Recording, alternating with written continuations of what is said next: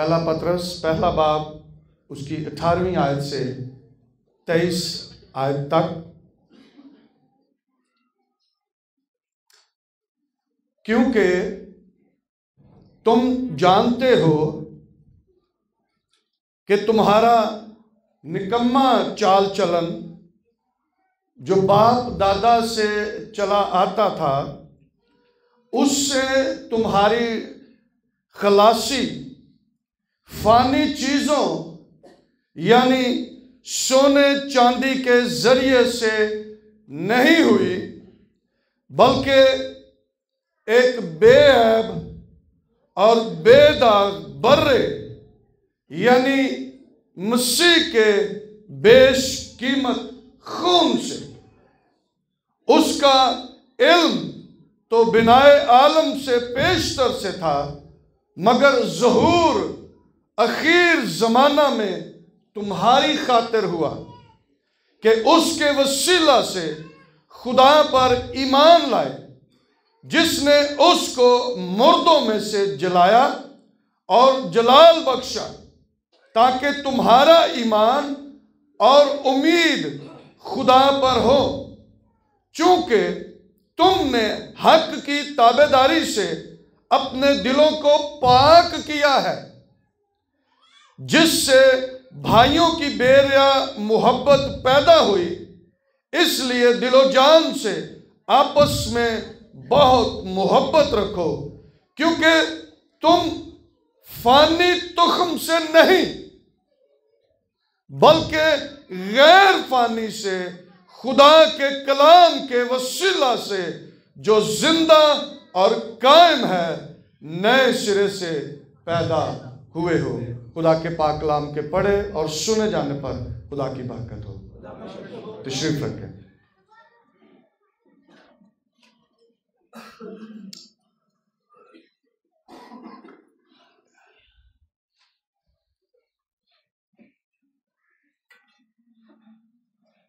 बेशक जहां पर खुदा का रूह है, वहां पर हम सब एक हैं। आमीन। हमारे जहन, हमारे दिल एक हैं।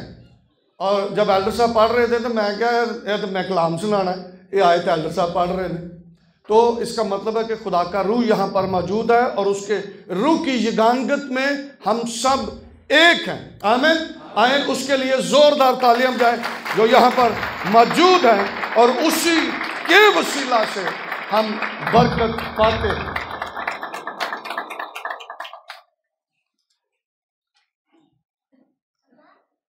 खुदा अपने बंदा मुकद्दस पतरस रसूल से इन बातों को कलम बंद करवा रहा है, रूल को उसकी हिदायत से। वो शख्स जो यीशु का 3 बार इनकार करता है, अब वो ये कह रहा है कि तुम जानते हो कि तुम्हारा निकम्मा चाल चलन जो बाप दादा से चला आता था, उससे तुम्हारी खलासी यानी फानी चीजों सोने चांदी के जरिए से नहीं हुई। वो कह रहे हैं, लेकिन जब यीशु मसीह मुर्दों में से जिंदा हुए तो लिखा है कि नाश्ता करने के बाद यीशु मसीह ने मुकद्दस पतरस से फिर पूछा, अब पतरस, क्या तू मुझे इनसे ज्यादा अजीज रखता है? उसने कहा, हाँ खुदावंद तू जानता ही है। उसने फिर कहा, ऐ पतरस, क्या तू मुझे अजीज रखता है? उसने कहा, हाँ खुदावंद तू जानता ही है मैं तुझे अजीज रखता हूं। तीसरी बार फिर यीशु ने उससे कहा, ऐ पतरस, क्या तू मुझे अजीज रखता है? क्या तू मुझसे मोहब्बत रखता है? लिखा उसने दिलगीर होकर कहा, हाँ खुदावंद तू जानता ही है कि मैं तुझे अजीज रखता हूं। यीशु मसीह के साथ उसकी मोहब्बत है और उसका इकरार उसने फिर 3 मर्तबा किया यीशु मसीह के सामने, और अब वो इस भेद को पा गया है लेकिन उस वक्त यीशु मसीह ही के कहने से ये हुआ था, क्योंकि यीशु मसीह ने कहा था कि तू मुल्क की बांग देने से पहले 3 बार मेरा इनकार करेगा। अब यीशु मसीह ने कहा था, वो तो होना ही था, लेकिन यीशु मसीह ही ने फिर उससे पूछा और हमारे लिए पूछा कि हम ये समझे कि पतरस यीशु से किस कदर मोहब्बत रखता है। और बेशक उसके पास एक बड़ा भेद है, मुकाशवा है जो उसके पास है, और वो अब रूह कुछ की हिदायत से हम सब तक पहुंच रहा है। और वो ये कहता है कि तुम जानते हो कि तुम्हारा निकम्मा चाल चलन जो बाप दादा से चला आता था, उससे तुम्हारी खलासी यानी सोने चांदी के जरिए से नहीं हुई। अभी हम गीत गा रहे थे, सूली चढ़े बगैर खलासी महाल थी। अगर यीशु मसीह सलीब पर अपनी जान ना देते तो कभी भी हम निजात नहीं पा सकते थे, कभी भी हमें खलासी नहीं मिल सकती थी, हमें रहाई नहीं मिल सकती थी। ये यीशु मसीह के उस बहाए हुए खून के सबब से है कि हम उसके वसीला से और उस पर ईमान लाने के सबब से हम निजात पा चुके हैं। हमें यह हक मिल गया है कि हम खुदा को बाप कहकर पुकार सकते हैं और वो हमारी सुनता है। और अब आप याद रखें, आपकी कीमत चुकाई जा चुकी है। मुकद्दस पौलुस रसूल कुरिन्थुस की कलीसिया को खत लिखते हुए ये कहते हैं, पहला कुरिन्थियों 6 बाब की 19-20वीं आयत के अंदर लिखा है, तुम कीमत से खरीदे गए हो।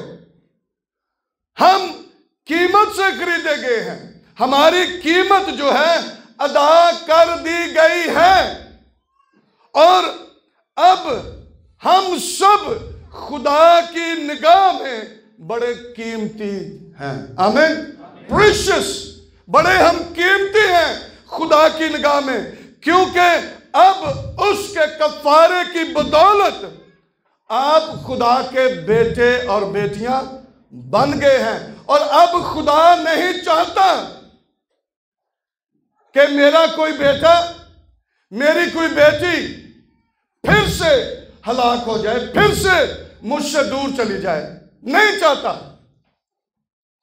मुशर्रफ बेटे की आप सब इस तमसील से वाकिफ हैं जो यीशु मसीह ने कही।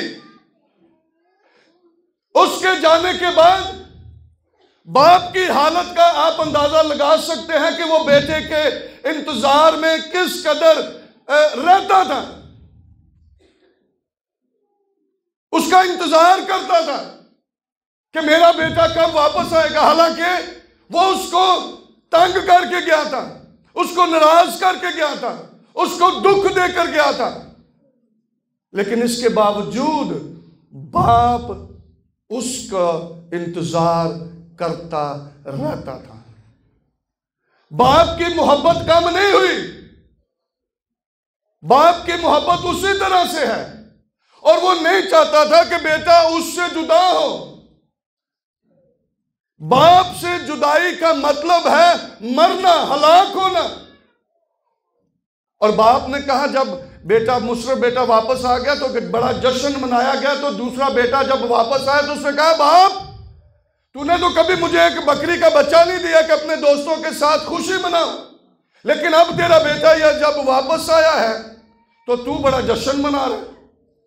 तो बाप ने क्या कहा, तेरा ये बेटा, मेरा ये बेटा मर गया था, अब जिंदा हुआ है, खो गया था, अब मिल गया है। खुशी मनाना और नहायत शादमान होना वाजिब है। खुशी इस बात की है कि मेरा खोया हुआ बेटा जो है वो वापस आ गया है। खुदा की निगाह में हमारी बड़ी वैल्यू है, कि हम कीमती हैं खुदा की निगाह में, और खुदा नहीं चाहता कि हम में से कोई उससे दूर चला जाए, उससे हलाक, जुदा होकर हलाक हो जाए। खुदा नहीं चाहता। इसलिए खुदा अपने कलाम के वसीला से हमारी रहनुमाई करता है कि हम उसके कलाम को अपने दिलों में लेकर उसके कलाम की रोशनी में अपनी जिंदगियां बसर करें। हम पिछले 3 साल से कोरोना वायरस वबा के अंदर हैं, और जब से कोरोना ये वायरस चला है, इससे बचने के इकदाम किए जा रहे हैं।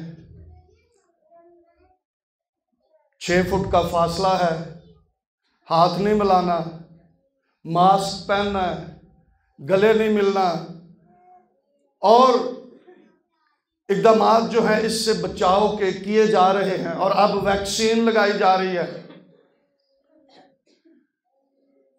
अगर आप देखें, मैं इसकी रिसर्च भी देख रहा था, तो कोरोना जो कोरोना बीमारी है, वायरस है, इससे कितने लोग हलाक हुए हैं? शायद जितने आम दिनों में हलाक होते थे उससे कम हलाक हुए हैं। लेकिन इस बीमारी का खौफ है, और इस बीमारी से बचाव की इतनी तदाबीरें की गई हैं, यहां तक कि स्कूल्स, कॉलेजेस, यूनिवर्सिटीज, ऑफिसेस बंद कर दिए गए, फ्लाइट्स बंद कर दी गई, मुल्कों का राब्ता मुनक़ता हो गया, लोगों को बड़ी परेशानियां उठानी पड़ी, इसलिए कि इस वबा से लोगों को महफूज रखा जाए। जबकि डेथ रेशो जो है वो बहुत कम है, इसके बावजूद ये सब कुछ किया गया ताकि इस वबा से बचा जा सके।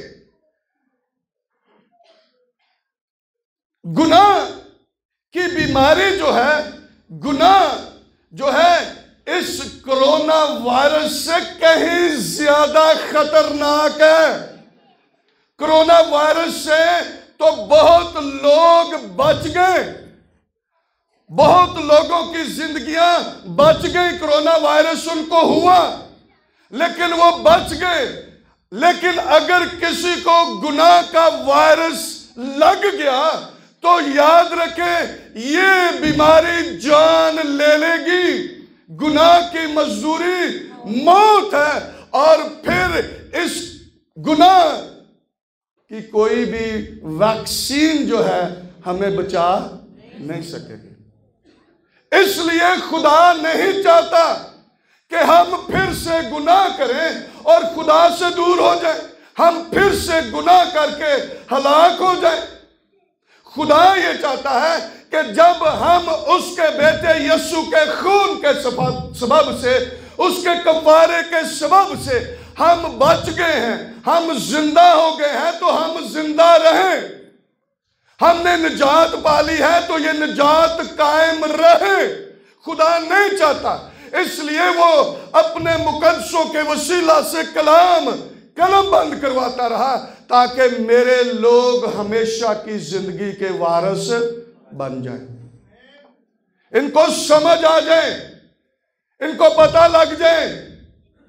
और ये जो निजात का बंदोबस्त आपके लिए किया गया है ना, ये याद रखें,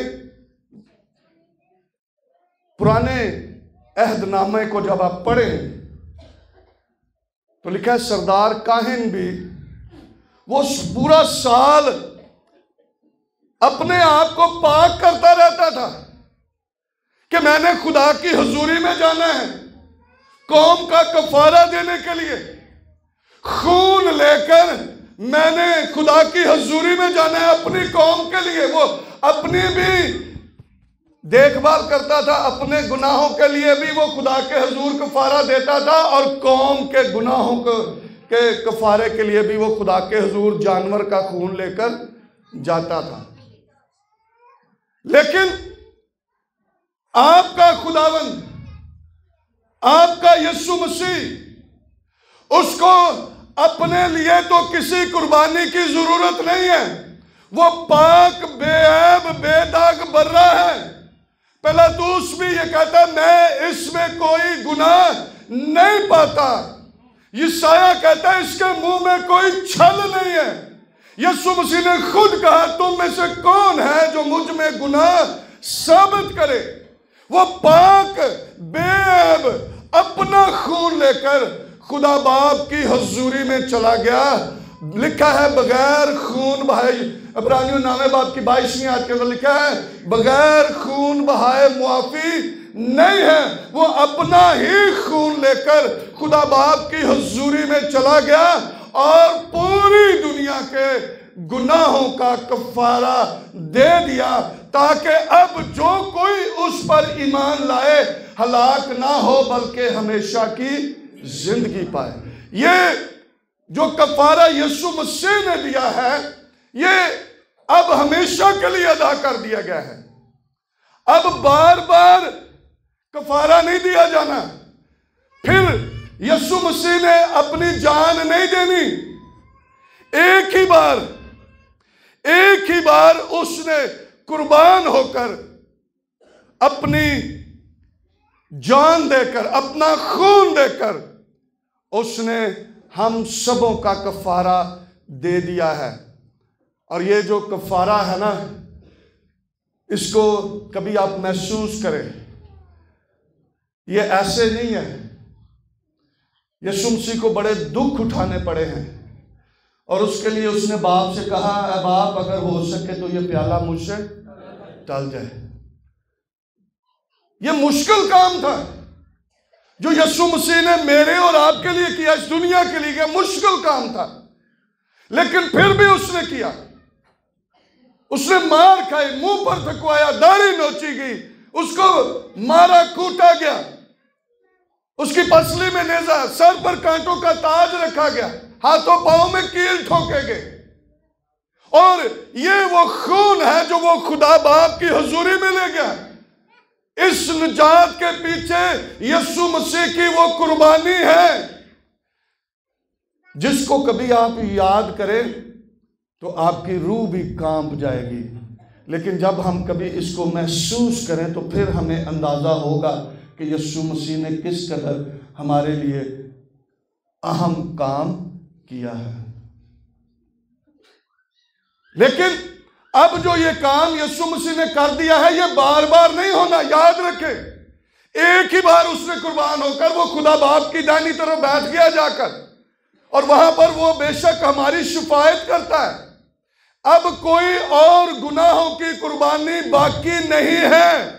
एक ही बार वो कुर्बान हो गया है, एक ही बार उसने कुर्बानी दे दिया, अब कोई और कुर्बानी नहीं है। याद रखें, बार बार वो नहीं ये काम करेगा। मैं इसको पढ़ना चाहता हूं, इब्रानियों के नाम मुकद्दस पौलुस रसूल का लिखा हुआ खत, उसका नामा बाब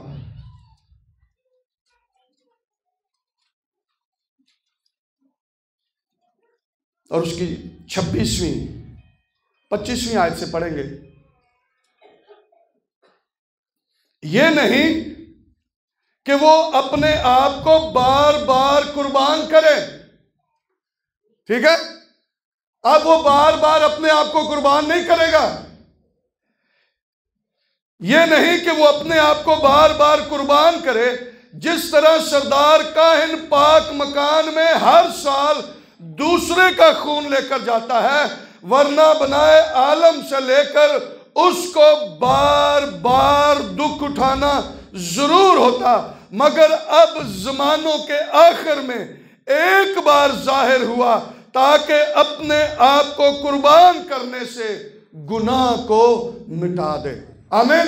एक ही बार, एक ही कुर्बानी देकर उसने इब्लीस, मौत और कब्र पर फतह पाई और उसने गुनाह को क्या किया? मिटा दिया है। अब जो कोई उस पर ईमान लाता है वो हमेशा की जिंदगी पाता है। लेकिन अब ये जो हमेशा की जिंदगी पाने के बाद का जो सफर है, ये सफर गुजारना बड़ी अहमियत का हामिल है कि हम ये सफर किस तरह से गुजारें, उसमें कायम रहकर गुजारें। जिसने हमें जिंदगी दी है, जो राह हक और जिंदगी का मालिक जिसने हमें जिंदगी दी है, उसने जिंदगी की बातें भी दी है कि तुम किस तरह से इस जमीन पर अपनी जिंदगियों को बसर कर सकते हो ताकि हमेशा की जिंदगी के ताज को पा सको। तो जिंदगी गुजारने की बातें भी उसने सिखाई हैं। शमौन पतरस ने यही कहा था। यीशु मसीह ने कहा अगर तू भी जाना चाहता है तो चला जा। तो उसने क्या कहा, आज खुदावंद हमेशा की जिंदगी की बातें तो तेरे ही पास है, तुझे छोड़कर हम कहां जाएं। इसका मतलब किसी और के पास नहीं है, किसी और के पास जिंदगी की बातें नहीं है, किसी के पास जिंदगी नहीं है। जो जिंदगी देता है उसके पास जिंदगी की बातें हैं, और वो बातें इसलिए हमें देता है कि हम उन बातों पर चले, कायम रहें, ताकि हमेशा की जिंदगी के वारिस बने। ये वो चाहता है। इसलिए उसने हमें ये कलाम दिया है ताकि हम इस कलाम की रोशनी में अपनी जिंदगियां बसर करते रहें। और यही वो बात है जो खुदा का बंदा मुकद्दस पौलुस रसूल कहता है कि इतनी बड़ी निजात से गाफिल रहकर हम क्यों कर बच सकते। ये बहुत बड़ी निजात है जो आपको मिल गई है। बेशक इसमें आपका कोई रुपया पैसा नहीं लगा, कुछ सोना चांदी आपको देना नहीं पड़ा, आपको मुफ्त में। पौलुस रसूल रोमियो की कलीसिया को खत लिखते हुए कहता है तुम मुफ्त में रास्तबाज कराए गए। मुफ्त में तुम्हें खुदा जैसी रास्तबाजी मिल गई है। यीशु मसीह के कफारे के सबब से, उसके खून के सबब से मुफ्त में तुम रास्तबाज ठहरे हो, मुफ्त में। और यहां पर हमने पढ़ा है, मुकद्दस पतरस रसूल इसी बात को बयान करते हैं कि तुम्हारा निकम्मा चाल चलन जो बाप दादा से चला आता था उससे तुम्हारी खलासी नहीं हुई, तुम्हारे कामों के सबब से नहीं, तुम्हारे नेक अमाल के सबब से नहीं, बल्कि तुम्हारी, लिखा है, बेऐब और बेदाग बर्रे यानी मसीह के बेशकीमत खून से हुई है, बेशकीमत खून से। और अब जब हमारी खलासी इस तरह से हुई है तो याद रखें हम खुदा की प्रॉपर्टी बन गए। आमीन। क्यों नहीं भाई साहब, तुहानू प्रॉपर्टी जिहड़ा पैसा देंदा ते ओदी प्रॉपर्टी बन जाती है ना, जिहड़ा कीमत देंदा वो प्रॉपर्टी ओदी बन जाती है। अब हम जब खुदा ने हमारी कीमत चुकाई है तो हम खुदा की प्रॉपर्टी है, और खुदा नहीं चाहता कि इस प्रॉपर्टी पर कोई और काबिज हो जाए।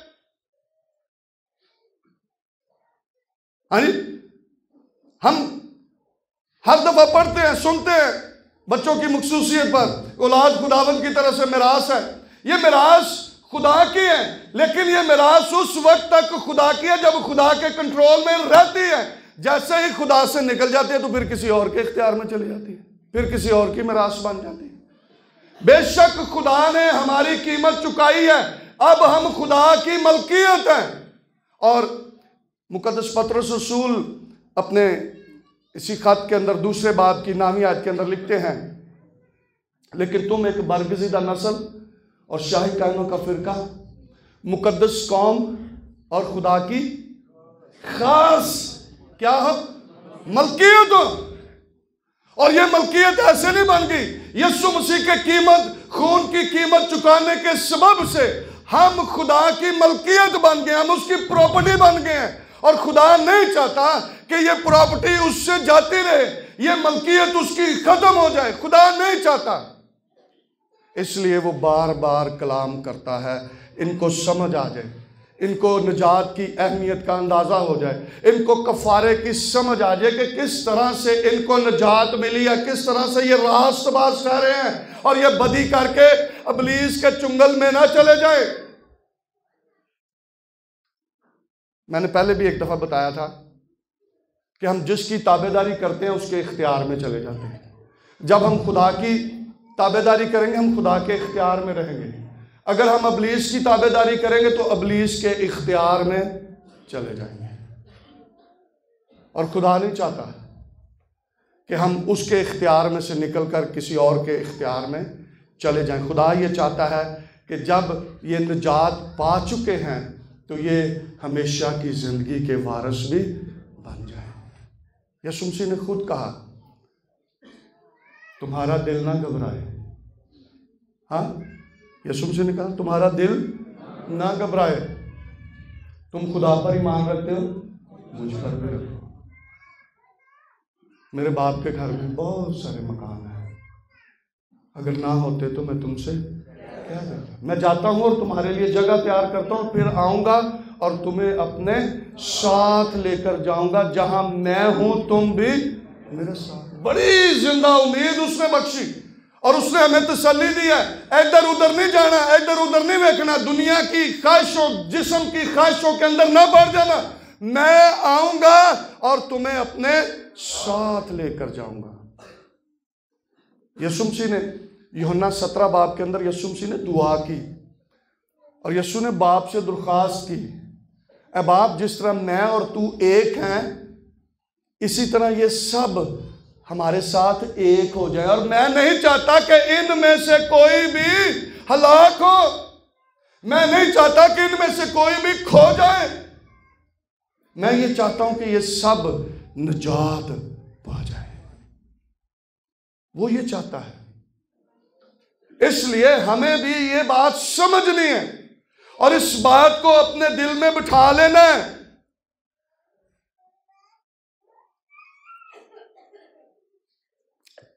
तेरहवीं आयत के अंदर पहला पतरस पहले बाप की 13वीं आयत के अंदर मुकद्दस पतरस रसूल ने ये बात बताई भी।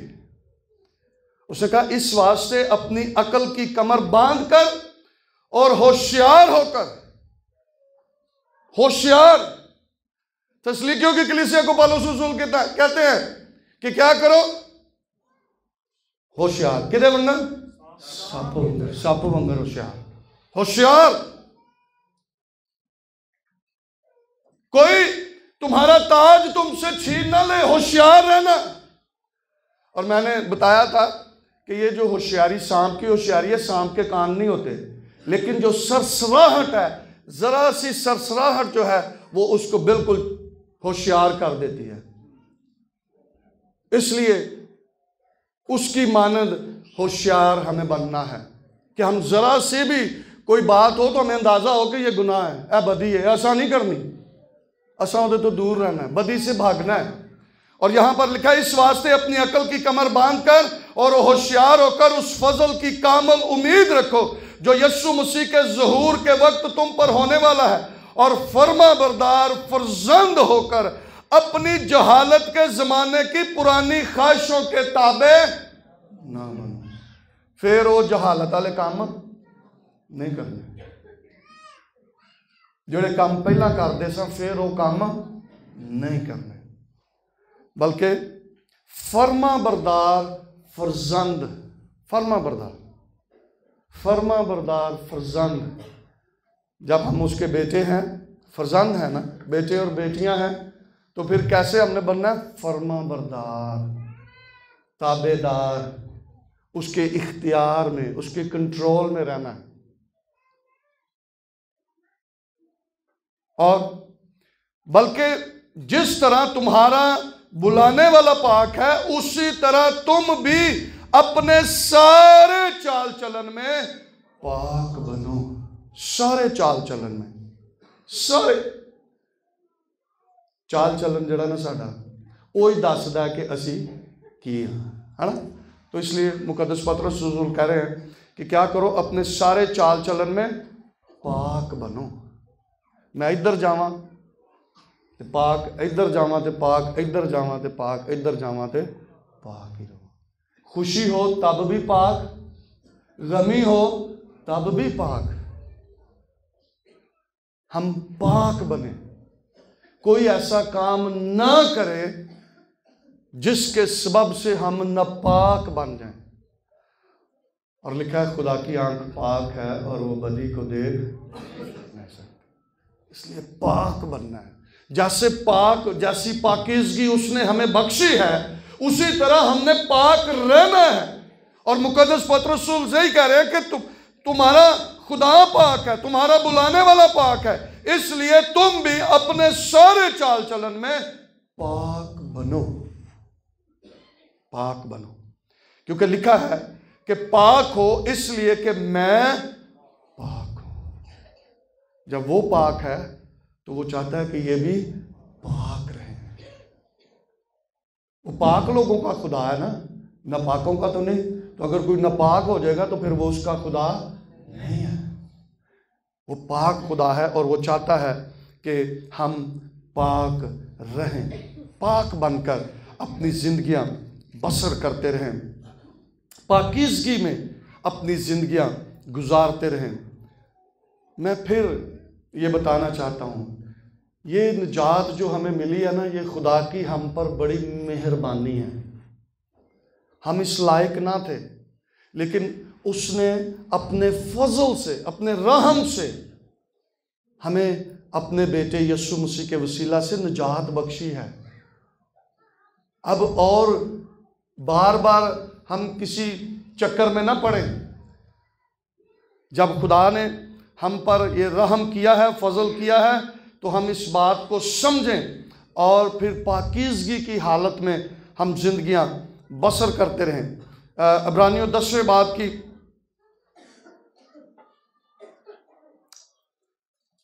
10वीं आयत से पढ़ूंगा।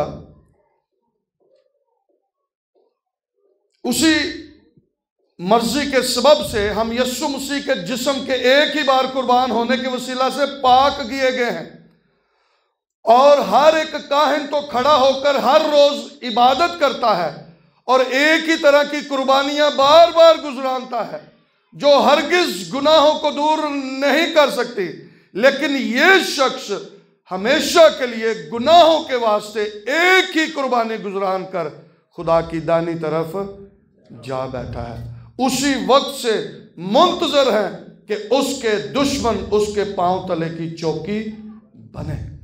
उसने अपने दुश्मनों को पांव तले की चौकी बना दिया, लेकिन उसने हम पर फजल कर दिया है कि हम उसके बेटे यीशु मसीह पर ईमान लाकर हमेशा की जिंदगी में पाए। जहां पर वो खुद है वहां पर हम भी रहें। उसने हमें आला मुकाम बख्शा है, तख्त पर बैठा दिया है, और अब हम उस तख्त पर कायम रहे। मैंने एक दफ़ा पहले भी इफसियों के खत के में से इफसियों 2 बाब के कलाम सुनाया था। पौलुस रसूल कहते हैं कि जब हम अपने गुनाहों और कसूरों के सबब से मुर्दा थे, तो यीशु मसीह पर ईमान लाने के सबब से हम क्या हुए हैं? जिंदा हुए हैं और आसमानी मकामों में बिठाए गए हैं। तो अब जब हम गुनाह करेंगे तो फिर हम आसमानी मकामों में कायम नहीं रह सकते। कोई फिर आकेगा चल भाई तू परा हो जा, तो खुदा नहीं चाहता कि हम वहां से हटाए जाएं या हम महरूम हो जाएं। हम कीमत से खरीदे गए, हम खुदा की मलकियत हैं, और हमारी जो कीमत है वो यीशु मसीह का खून है। ये खून जो है ये हमें खुदा की निगाह में कीमती ठहराता है। यही हमारी कीमत है। रुपए पैसे से आप जगह, घर, पता नहीं क्या कुछ आप खरीद सकते हैं, लेकिन यीशु का खून, रुपए पैसे से आप निजात नहीं खरीद सकते। ये निजात यीशु मसीह के खून के सबब से है, उसके कफ़ारे के सबब से है, उस पर ईमान लाने के सबब से हमें ये निजात मिल गई है। और ये निजात हमारे लिए बड़ी कीमती है, अहम है, और उसी के सबब से हम बरगज़िदा नस्ल और शाही कहनों का फ़िरका खुदा की मुकद्दस कौम बने हैं। तो अब हमें कायम रहने की ज़रूरत है। आखिरी हवाला एक पढ़ूंगा और फिर हम दुआ करेंगे।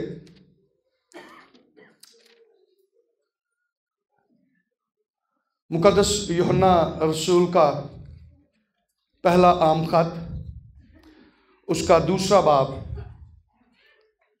और उसकी 28वीं और 29वीं आयत को मैं पढ़ूंगा। लिखा है, गर्ज ए बच्चों उसमें कायम रहो। मुकद्दस यूहन्ना रसूल बुजुर्ग हो गया, बूढ़ा हो गया, और उसने ये खत लिखा और उसे कहा, गर्ज ए बच्चों उसमें कायम रहो, ताकि जब वो जाहिर हो तो हमें दलेरी हो और हम उसके आने पर उसके सामने शर्मिंदा, जदों आए तो फिर सानू शर्मिंदियां होना, या फिर ਅਸੀਂ ਇਹ ਨਾ ਉਹਨਾਂ ਵਾਂਗਰ ਫੌਜੀਆਂ ਵਾਂਗਰ ਸਰਦਾਰਾਂ ਵਾਂਗਰ ਅਸੀਂ ਪਹਾੜਾਂ ਤੇ ਇੱਧਰ ਉੱਧਰ ਜਾਈਏ, ਉਹਨਾਂ ਨੂੰ ਕਹੇ ਵੀ ਸਾਡੇ ਉੱਤੇ ਡਿੱਗ ਪਵੋ। ਹਾਂ, ਸਾਨੂੰ ਸ਼ਰमिंदा होना ना पवे। लिखा है और हम उसके आने पर उसके सामने शर्मिंदा ना हो, इसलिए कि उसने कहा गर्ज है बच्चों उसमें कायम रहो। और यीशु मसीह ने कहा अंगूर का हकीकी दरख्त मैं हूं, मुझसे जुदा होकर तुम कुछ भी नहीं, कुछ नहीं। कायम रहना है, कायम रहना है, फल देना है। और फिर अगर तुम जानते हो कि वो रास्तबाज है, तो ये भी जानते हो कि जो कोई रास्तबाजी के काम करता है वो उससे पैदा हुआ है। आमीन। जो रास्तबाजी के काम करता है वो उससे पैदा हुआ है। और मैंने पहले भी पढ़ा था, अब वक्त नहीं है इतना कि मैं अब उसको दोहराऊं, लेकिन मैं सिर्फ पढ़ूंगा। लिखा क्योंकि तुम फानी तुखम से नहीं हो, फानी तुखम से नहीं, बल्कि गैर फानी से, खुदा के कलाम के वसीला से जो जिंदा और कायम है, नए सिरे से पैदा हुए, नए सिरे से पैदा हुए। तुम्हारे अब तुम्हारा जो तुखम है वो क्या है? फानी नहीं है बल्कि गैर फानी है। और जिसमें गैर फानी तुखम है, लिखा है वो रास्तबाजी के काम करता है, इसलिए कि वो उसमें पैदा हुआ है। आमीन। सो मैं ये चाहता हूं कि यीशु मसीह के लिए, जिसने हमारे लिए निजात का काम किया है, जिसने हमें ये हक बख्श दिया है कि हम खुदा के बेटे और बेटियां हैं, और अब उसकी ख्वाहिश है कि हम उसमें कायम रहकर हमेशा की जिंदगियों के वारिस बने। यीशु मसीह के लिए जोरदार तालियां जाएंगे। और सबसे बढ़कर इस बात में हमें कायम रहना है कि ये हमारी निजात जो है ये कभी भी नापाकी में न बदले। हम इस निजात से महरूम ना रह जाएं, नापाक बनकर खुदा से दूर ना हो जाएं, बल्कि हमेशा इस निजात की फिक्र करते हुए उसमें कायम रहकर ताबेदारी और फर्मा बरदारी से अपनी जिंदगियां बसर करते रहें।